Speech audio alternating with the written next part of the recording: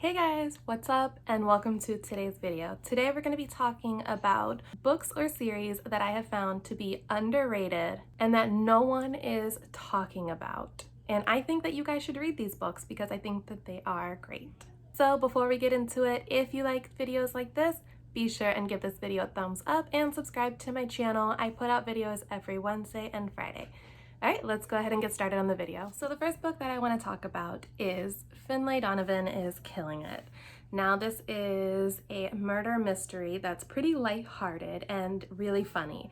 And that's because Finlay is a murder mystery novelist and she goes to pitch her idea for her next book to her editor.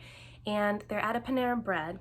And while she's pitching the idea, she's overheard by someone next door to her at the table next door. And that person decides when the editor leaves to ask Finlay if she can actually hire her to murder someone.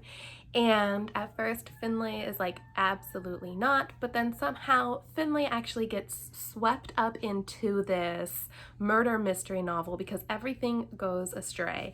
And this book is super funny. I loved the character of Finlay. She is sarcastic. She is a working single mom. She is just a really likable character, and I wish that more people would give this book a try. Now, the next series that I want to talk about is a fantasy series that I feel like predates social media, and maybe that's why it's underrated and no one is really talking about it, because it was way before Book Talk, Bookstagram, and BookTube, I'm pretty sure. And that is the Women of the Underworld series by Kelly Armstrong. Now, this is the first in the series. It's called Bitten. There are 13 books in this series, and they are all about different women of the underworld. You have werewolves, vampires, witches, necromancers, which are people who talk to the dead, sometimes can control them. There's a demon in the story, and technically they can all kind of be standalone books, but there is a lot of crossovers. So this book, the first book, is about Elena. She is the only female werewolf, and she joins the werewolf pack, and there's several characters like Jeremy, who's the alpha pack leader, and you see Jeremy in a different book about a necromancer later down the series, and then the next couple of books are about witches, and then so on and so forth. And so the women of the underworld are truly kick-ass female protagonists. There is some light smut in the books. So each book there is a romance element that happens with each of the characters. It's not the main plot line of the story, but it is included and it's nice to see. So I have reread the whole entire series about 3 to 4 times now, and every time I read it I feel like I learned something new about the characters, and I really love all of the characters. My favorites are Elena, who's a werewolf, Paige, who's a witch, Jamie, who's the necromancer, Jeremy, the pack alpha, and yeah, so those are some of my favorite characters from the books. Definitely check out this series if you love fantasy novels and you want a very large series to be able to read. The next series that I want to talk about is also a fantasy series that I feel like predates any social media, and that is the Mercy Thompson series by Patricia Briggs. This book is about a shapeshifter named Mercy, who is a mechanic, and she shapeshifts into a coyote, and she lives next door to the alpha of the local werewolf pack. And the whole series includes werewolves, vampires, and there's a lot of different fae that are in the book as well, and each book kind of goes along with a different type of character. So one book is about vampires and Mercy, one book is about fae and Mercy, and I think that you should really give this one a shot. Now, switching gears from fantasy, I want to talk about 2 historical fiction novels that I don't see a lot of people talking about, and one of them is surprising because it was actually a Pulitzer Prize winner, so maybe it was popular maybe a few years ago and I didn't hear about it, and that is All the Light That We Cannot See by Anthony Dewar.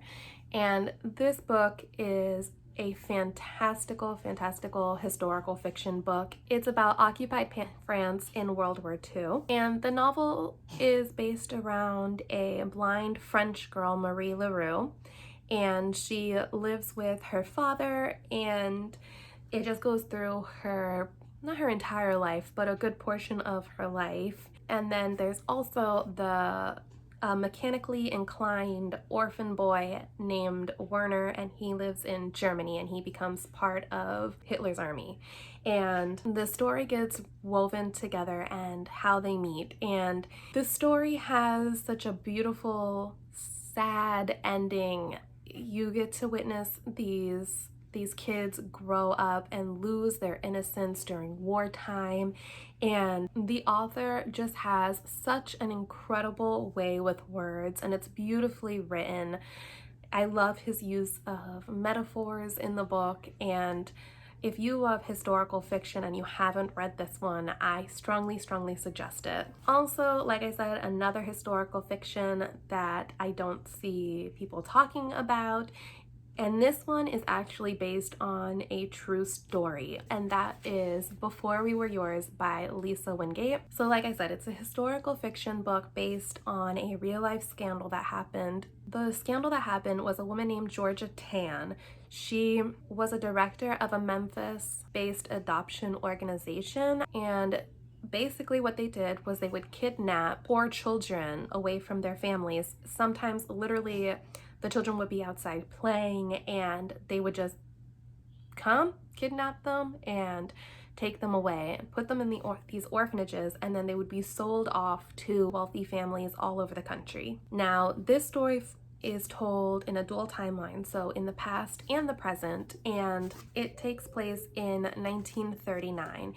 And it follows along with the story of this family, the mom, a dad, and there's 5 children, and the mom goes into labor one night to have her 6th child, and it was a horrible birth, and so she has to leave and go to the hospital, and so the dad goes with them, and so the 5 children are left by themselves on their shanty boat. They live off of the Mississippi River, and while her parents are gone, they get kidnapped by the orphanage, and they get separated, everyone except for 2 sisters, and they're just, the things that they are put through, the abuse and the heartbreak, and it's just knowing that this story is based off of real life events and that these things actually happened are so horrific to me, and really the book teared me up. Like,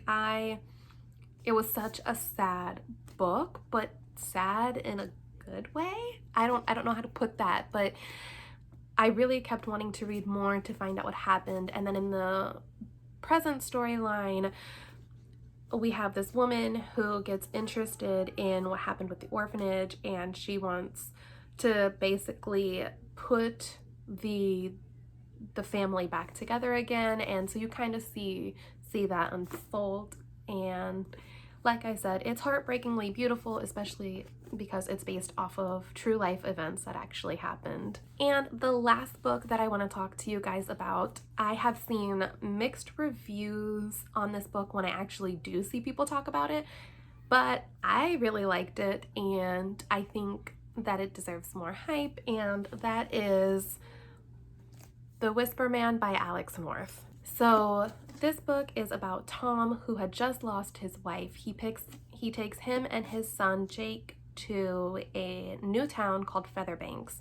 Now, Featherbanks has a bit of a dark history because there was a serial killer on the loose named the Whisper Man about 15 years prior, and he abducted and murdered 5 different boys, and now he was named the Whisper Man because he would go outside of those boys' windows and he would whisper to them and then later on abduct them. And so when Tom and Jake move to the town, another boy is abducted and murdered, and then Jake starts hearing whispers at his window. Now, this book, I found that there was a paranormal aspect to it, and that made the book kind of creepy. And the character Jake, the son, he also really reminded me of my oldest son, and so I felt like I was reading about my oldest son the whole entire time, and so maybe that's why I really liked the book, but it also really creeped me out at the same time. So I really liked the book. I thought it was creepy, and I thought it was well written, and I liked the twist and everything that happens at the end, and I think that you guys should check this one out. So that's gonna do it for today's video, you guys. Let me know if you've read any of these books down below, or if you're gonna go check them out yourselves. Be sure and follow me on all of my social medias. I'll have them linked down below. I hope that you're having a beautiful day wherever you are, and I will see you guys in the next video. Bye.